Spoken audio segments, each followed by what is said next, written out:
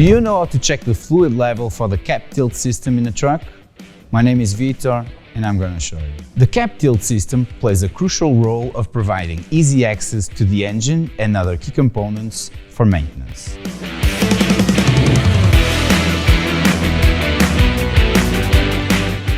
Keeping the hydraulic fluid at the correct level ensures the system operates smoothly and reliably.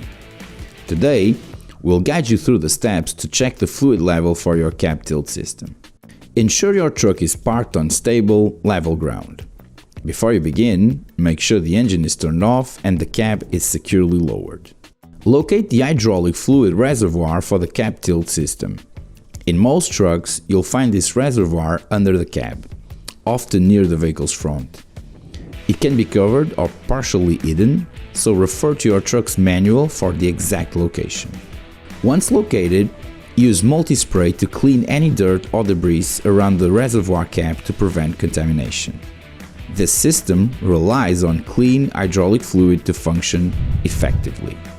Open the reservoir cap carefully. Inside, you'll typically find min and max indicators that show the optimal fluid level. Check to see if the fluid reaches the max mark. If it's below min, it will need topping up to ensure proper operation. To top up the system, use the specific type of hydraulic fluid recommended by your truck's manufacturer.